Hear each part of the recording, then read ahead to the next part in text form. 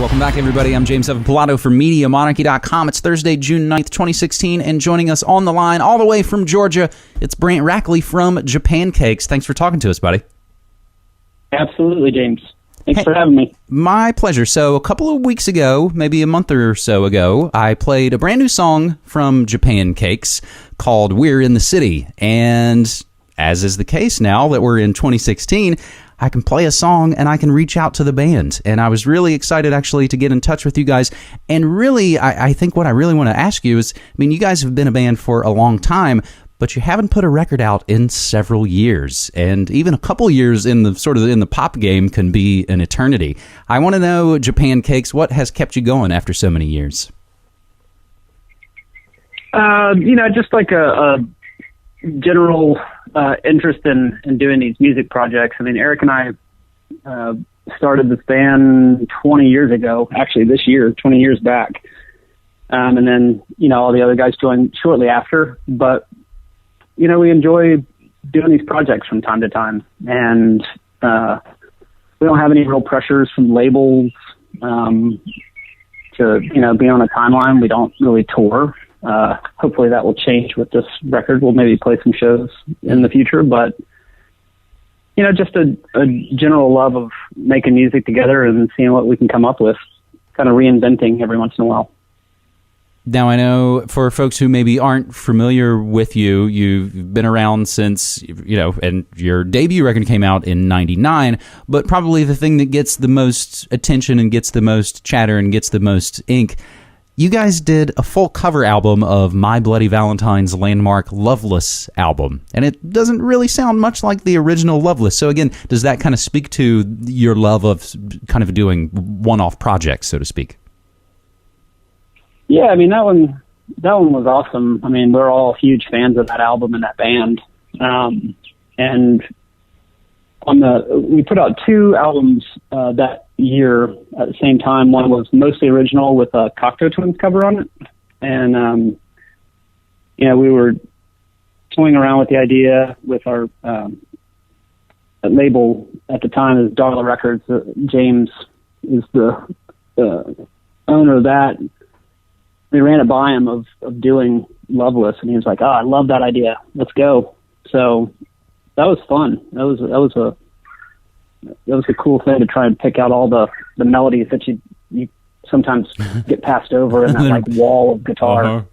Kind of buried into the mix. It can almost make you almost feel like you're woozy or car sick or something listening to it sometimes. Oh yeah, I mean it's such an amazing like just swirl of music going on that album that we'd be recording something and then all of a sudden like someone would stop and go, "Hey, what about that little hook right there?" And half of us can't hear it and the other half can, and then we pull that and tried to make that a little bit more of the forefront of than a little bit more of a background noise in the songs, which was really fun to pick out. So you mentioned Cocteau Twins as well, and maybe that in some ways is a little bit of a clue and a point towards the different sound that you guys have on your brand new record, self-titled, and it just came out a couple of weeks ago. And for me, in this new kind of sound that you guys are experimenting with, I hear a little bit of Kate Bush and a little bit of Cocteau Twins. Yeah, we've gotten the Kate Bush reference a lot, which is good. I think, Eric wrote a lot of these. Eric Burns, the other guy in the band with me, that was there's several, but Eric is the other guy that was writing most of the stuff. And, being out in LA, I think that atmosphere and that environment weighed heavily on the sound of this record. We'd always talked about doing more of like a pop record with a female vocalist. Even actually from the beginning of the band, we wanted to do that, but it never really culminated. So we're fans of like 80s music, Cure, Depeche Mode, Kate Bush, all that kind of cool like new wave stuff. So I guess it just kind of fell into place.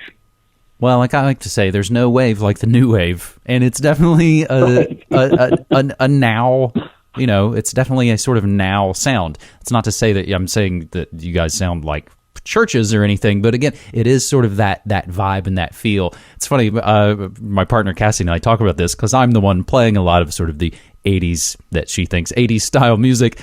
She's not a huge fan of it a lot of times, but I think because she doesn't like that sort of no treble 80s sound. I'm like, but this is better than it. It's the update. It's got the super booming production.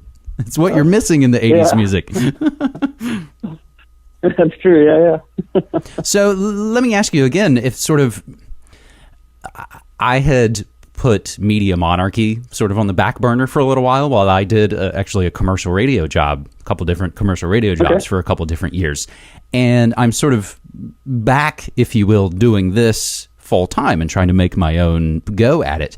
And I've found even in just a few short years to kind of come back and you feel like things have changed and this is different and maybe feels like some people are angry or do you have any sort of feelings of Jesus, the music industry now is crazy? Or has it always been? You had no illusions about it in the first place. It's I don't know. It's definitely different. I mean, purely from the accessibility standpoint of music, like you say, being able to just reach out to a band. Everyone's so connected, so I think also with music, you can be bombarded, and not really, I guess I would say for most folk, my wife can't even look at stuff online music wise because she's overwhelmed by how much there is. And she's like, I don't know what to buy. And I was like, well, it's a good resource for it to be able to like kind of research new music, but it is a lot.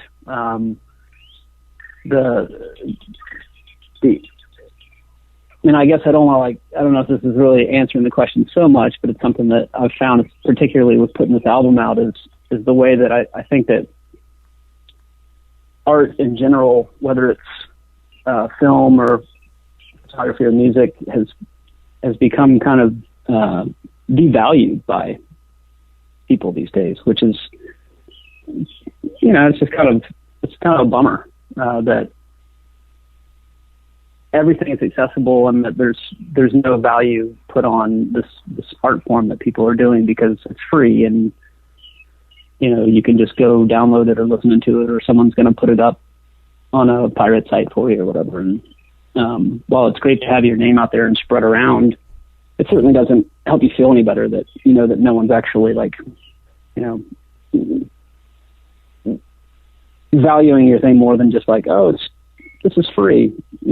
Does that make any sense? That's the part of the industry I see that's really more of a difficult state right now. Because it's kind of like a faucet now. You can just turn it on and it comes flowing out and it's just there. Yeah, anyone can make records and have them all over the world, which is great, but can also pose problems, I think, sometimes. That's all. Well, that's the part I think is crazy. I was saying that with the previous band interview, that's the great thing is now everybody can make music, and then the bad thing is now everybody can make music. There's all kinds of crap everywhere. Exactly, yeah. I definitely have seen everything sounds perfect. The push in the last few years. And again, we're still dealing with the fallout of a lot of what you're talking about. It's sort of the turn of the century and the technology change that suddenly music was flying out of everywhere for free and all over the place. Lots of labels folded, lots of bands folded, and lots of changes I think are still taking place. I see the one main way that it sort of got its way back, and that's now the concert scene. So now the concert scene in America has finally sort of woken up to the concert scenes around the world, and it's now nothing but full-on days-long festivals, super corporate sponsored. They all seem to kind of have the same bands play at all the festivals, even though they used to sort of be like, oh, that's the jam band festival or that's the hip-hop festival. They've all sort of kind of smashed into the same sort of thing, but that seems like the only way the industry as a whole is really kind of making money hand over fist.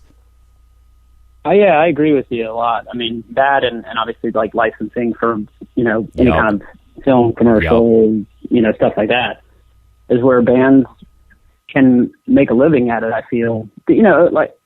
obviously the large bands can,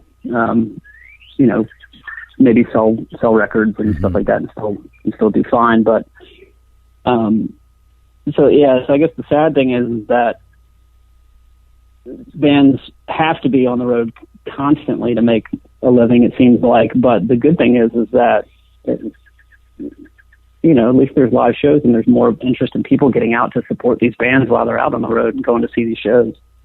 And that, for me, I think has always been the thing that brings me back to, I think, kind of my own, punk rock, DIY love and kind of roots, was then that realization of once I was able to start to go to shows, and it started in the mid-90s in D.C., and I got to go to the Black Cat and the 930 Club all the time. And then now living here in Portland, there's tons of venues. I can walk a few minutes away and sometimes see some of my favorite bands. It's gotten... Yeah, I mean, that's... Go ahead. No, go ahead. No, I was just saying, like, that's the genius of, I've been out to Portland. They got great shows constantly through there, and that's the genius of living in Athens for me, is that, I live a half mile from campus, like downtown, basically, and I can walk to the 40 Watt or the Caledonia, nice. Georgia Theater, or wherever, and I'm seeing great bands every day. I think all I was going to say for me is that realization of when I go see those bands, buying a record or buying a shirt from them literally puts gas in the tank for them to get to the next town. And it sort of had that full-on realization. And again, for me, that was that realization of growing up at a time of learning, or rather being born at a time when punk rock was replacing the response of the, looming rock gods that were this unattainable, unreachable thing. But like I always like to say, the Azerod book, our band could be your life. The realization that this isn't something that holy Robert Plant level gods can only do. If you have a little bit of practice and energy and some vibes and some friends, you can do this yourself. And it was that realization of, oh, these are dudes I've known before. These are friends I've known before. I love that. Yeah. I mean, I think that's awesome. I mean, living in a town like Athens where there's such a creative community and, great bands just consistently coming out of here since, kind of it was put on the map back in, late 70s, early 80s. Mm-hmm. It's a treat, man. I'm lucky. I'm very lucky to be surrounded by these, really great folks that they see an opportunity to take their creativity on the road or get it out to folks, and they find a way and make these little collectives, and it's really awesome to see as a that consistency of music and art. I wonder what will be the next revolution against as we were just talking, where everybody can make a record. That's the thing. I don't know. It's interesting that a lot of things will sort of rise and fall and then kind of become specialized. And it's an interesting, I wonder, I don't know. I think honestly, there's probably always going to be some kids in a garage making a racket. And that's always going to be kind of the thing that will push it all forward. So, and they should, yes. Absolutely. We're talking to Brant Rackley of Japancakes. Their brand new self-titled record is just out, and we're talking about taking the show on the road. So you were talking. You guys may actually do some tour dates on this. Is it? It's I imagine difficult to get 6 people from 2 different cities all together on the same page. It is, yeah. I mean, we haven't played a show in quite some time, but this album I think really would be fun to play out. And, with having half of us on the West Coast, half in the Southeast, obviously hard to coordinate, but we're all interested in doing it. So it's just a matter of kind of, sitting down and looking at some possible, future dates, to make it work out. I don't, if at all, I don't believe it would ever be like a tour. It would be more like kind of long weekends or one-offs or stuff like that. That would be possible, with jobs and families and everything. But the interest is there for sure, and we're going to try and sort it out so we can go play some shows. Well, and there's always different ways and new methods to do a lot of shows. Again, with the difficulties and the glut of it all, we're still finding ways to do sort of adventurous new things. There's all the sort of house party scenes and the pop-up shows. I actually talked to the Posies recently, and they're wrapping up a tour where they basically sort of played non-conventional, unconventional venues. Sometimes they're playing on a riverbank. Sometimes I think they're playing at a laundromat. But it was that thing that kept it moving forward. And again, that the middleman of the label isn't there. And you can kind of go directly to the fans. And that's who they're meeting with. That's who they're selling tickets straight to. So with all of the difficulties, that still, can battle forward. Yeah, actually, I had some friends that just went and saw the Posies, and I think they were at like a community center of like some, almost like a Y or a church or something that they went to see him in, and it was it was awesome. Nice. And we've talked about that too. Like if obviously it's nice to play some clubs that are cool, but it's also a great idea to be able to kind of think outside the box and go play a local art gallery, or to play in a restaurant, play in someone's backyard. There you go. That was actually the last band I really played with back east. We would always kind of jokingly call ourselves bookstore rock, because we were looking at, hey, let's play our buddy's art opening, or exactly as you said, so these sort of unconventional places. I had this brilliant idea. Well, at least I thought it was brilliant. Around the time of the Loveless album and all that, that I wanted to offer up to any fans that for them to do covers of our songs, in whatever the way they wanted to. Nice. And again, that's that way of getting your fan base involved in the band itself. Now, again, lots of differences between huge bands and smaller bands, but that was the genius thing that even bands like, Radiohead did through the 2000s, notoriously kind of press shy and blah, blah, blah, but you get your fans to be the excited fan base. They're the ones spreading the word about whatever thing you're kind of up to, and they're the ones kind of moving it forward. And there was, I think maybe Nine Inch Nails and other bands did that as well earlier on, where you give away, you kind of post up the pieces, their stems and you can sort of do the remixes and things as the fans. Yeah, it's genius, because when it comes down to it, labels aren't coming to they're not the ones that are coming to your show. Or there might be some folks that are excited about your record, but if musicians don't have people supporting them out there, their fans, then it's not going to go anywhere. So I think that's genius. I love the idea of a pop-up show, the stems idea. With ours, I wanted to have a public vote, and whoever won, that's where we would go tour, and then they would play with us.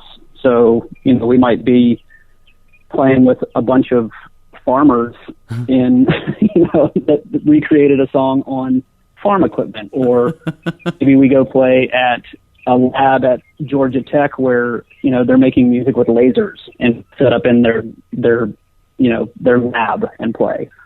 Just things like that, where you might as well have fun with it, but get everyone involved. That's the beauty of this whole thing, is like how much of the human element is in music, That's it. That's, again, it's, I think, all about trying to make those real world connections, as hopefully we can use the technology to connect us and not hopefully to separate us all so much. I always like to ask people what music they're digging. Put people on the spot, and sometimes they can't come up with anything, but is there any other music you're digging right now? It doesn't necessarily have to be brand spanking new, but just something you're grooving on. Good, because I don't know I don't know much new stuff, but I would say in Athens, the bands that I've been listening to a lot lately are this band Mothers is really good. I think they're out on the road right now. A band called Grand Vapids. I really like that record a lot. a band called Monsoon. I'm a little partial to that because I'm friends with them and play drums with them from time to time. Nice. But it's a good band. As far as other records, I think I'm late to the party on Courtney Barnett. That's right? Mm-hmm. Mm-hmm. You know who I'm talking about? Yep. Man, that album is awesome. She's good. I've been wearing that out this past week. And they're touring their asses off. They are touring their asses off as just a little power trio. It's so good. I've watched some live footage online, and man, it's just awesome. It's very unique to me. I love the Father John Misty records. Isn't he, man? He's funny. He's kind of like the troll the music industry deserves. I know, totally. I love when he did complete smartass and just like, man, it's a joy to watch some live shows of his. Well, and then when he did the cover album of a cover album, making fun of that was great. Ryan Adams covering Taylor Swift. Yeah, I mean that stuff has to happen, you know. I was just talking to a friend this morning about people like him and like Mac DeMarco, and you know, they're having fun with it. You know? Yep. They write really, I think, intelligent and witty lyrics, and the music is great. But you can tell, you know, that they're having a blast. So I think that's where it's at. Hey, I think Courtney Barnett's going to be on Portlandia soon. Oh, yeah? That was one of the stories several months ago. It was like, Courtney Barnett is apparently hanging out in Portland. And then it was like, oh, she's with Fred Armisen. Aha, she's going to be on Portlandia. There we go. There's the connection, yeah. Hey, hopefully we could see you in Portlandia if Japancakes heads out on the road maybe and does some weekends on the best coast. But I appreciate you taking the time to talk to us, man.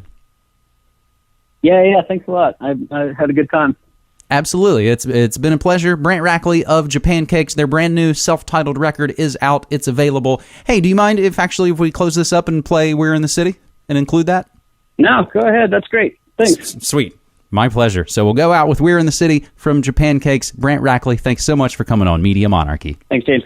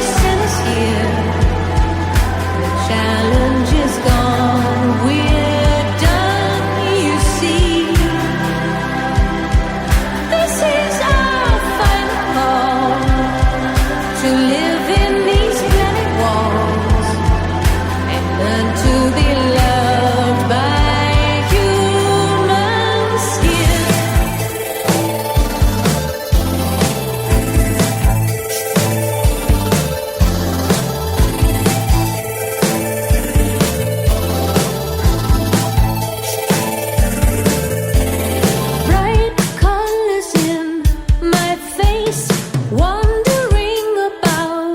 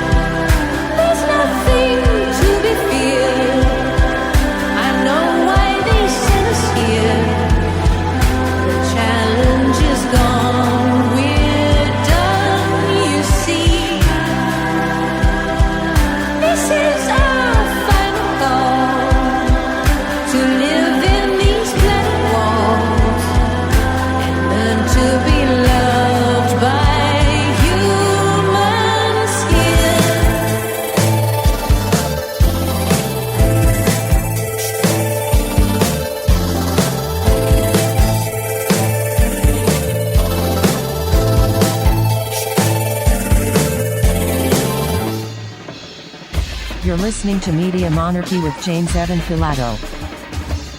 Since 2005, Media Monarchy has covered the real news about politics, health, technology and the occult, all remixed with music and media that matters. Go to MediaMonarchy.com/support and become a monthly subscriber so you can help keep independent, non-commercial, alternative media going and growing. Thanks.